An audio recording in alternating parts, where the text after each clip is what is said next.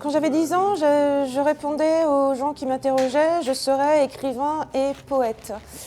Ensuite, quand j'ai eu 15 ans et qu'on m'a demandé quel métier je voulais faire, j'ai dit je serais écrivain et journaliste, c'est ce que je suis devenue en fait. Voilà. Ça a toujours été, enfin j'ai jamais imaginé faire autre chose que cela. Personne dans ma famille n'est dans ces métiers intellectuels. Moi je suis issue d'une famille ouvrière, très modeste. Donc voilà, c'est comme ça. Il y a certaines vocations qui naissent, on ne sait pas très bien comment. Peut-être certains professeurs m'avaient-ils donné le goût, certains instituteurs aussi, de la lecture, de la littérature. Puis je dirais aussi le goût de la curiosité, parce qu'il faut être très curieux quand on est journaliste, et non pas de cette curiosité malsaine qui peut animer certaines personnes, mais d'une curiosité, là j'utiliserai encore le mot de bienveillance, c'est-à-dire d'avoir les yeux ouverts sur ce qu'il se passe, et d'avoir vraiment envie d'aller à la rencontre de l'être.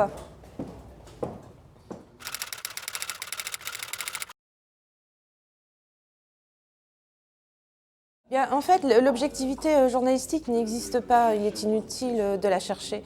Ce qui existe, c'est d'être non partisan. Ça me paraît absolument essentiel.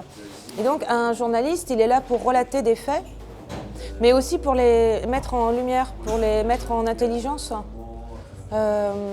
pour donner une profondeur aussi, pour donner des éléments qui vont permettre au lecteur d'avoir un éclairage sur ces faits bruts, qui en tant que faits bruts restent de l'ordre d'un ordre volatile, qui est celui du fait divers que l'on ne commentera pas, tout simplement.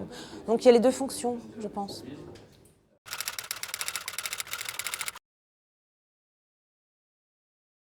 En fait, on ne peut pas résumer le journalisme à un journaliste, parce qu'il n'y a pas un type de journaliste aujourd'hui, mais plusieurs types de journalistes.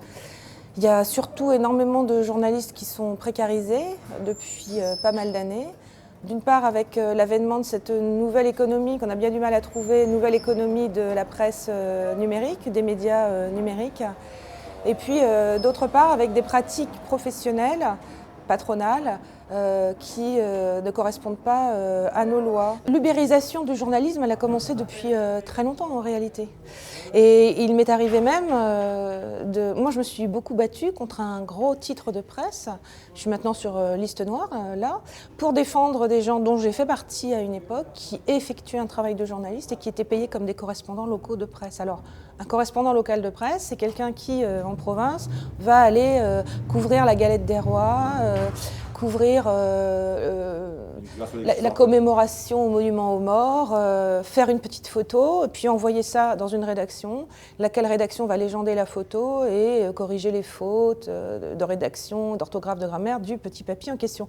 Ce sont en général soit des enseignants qui font ça à côté de leur travail d'enseignant, soit beaucoup des retraités, ce qu'on appelle des correspondants locaux de presse. Et puis, il y a des journalistes qui effectuent un travail journalistique et qui sont payés, en tout cas en PQR, presse quotidienne régionale, comme des correspondants locaux de presse. Donc moi, je me suis battue et je suis contente d'avoir obtenu une jurisprudence selon laquelle on ne réfléchit plus comme avant, mais selon laquelle on va déterminer qu'un journaliste doit être considéré non pas en fonction du traitement qui lui est infligé, c'est-à-dire le fait de ne pas être salarié, mais en fonction du travail qu'il fournit.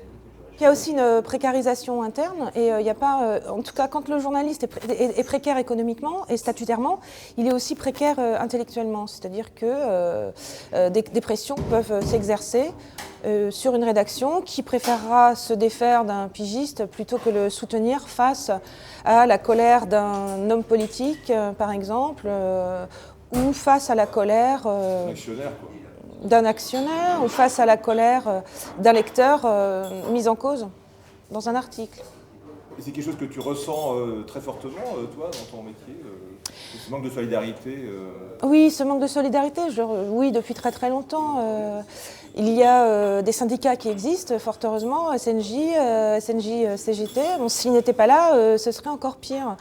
Mais moi, je les ai pas vus depuis longtemps, mais j'ai connu des syndicalistes, des gens très sérieux et très solidaires en effet, des jeunes générations qui arrivaient en étant très précarisées Et puis j'ai assisté aussi à un manque de solidarité absolue au sein même de réunions syndicales, où finalement ceux qui étaient permanents méprisaient ceux qui étaient pigistes, ceux qui étaient pigistes méprisaient ceux qui étaient CLP. Voilà, c'est terrible. Et puis c'est un métier où il y a aussi très peu de solidarité, c'est-à-dire qu'on a vraiment du mal lorsqu'on est précaire à se réunir pour monter un projet ensemble, pour travailler ensemble. C'est quand on a faim, on s'arrache le pain, quoi.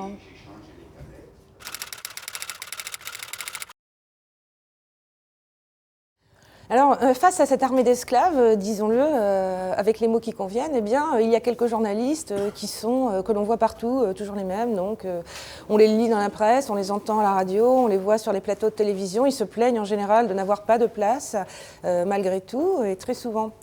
Ce qui fait que, du coup, l'armée d'esclaves précaires derrière se contente finalement de commenter ce que disent ces journalistes stars.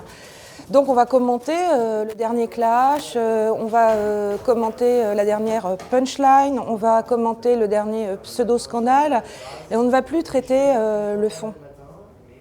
En réalité, le journalisme 3.0, pour moi, c'est malheureusement un simple commentaire de l'éditorialisme 2.0.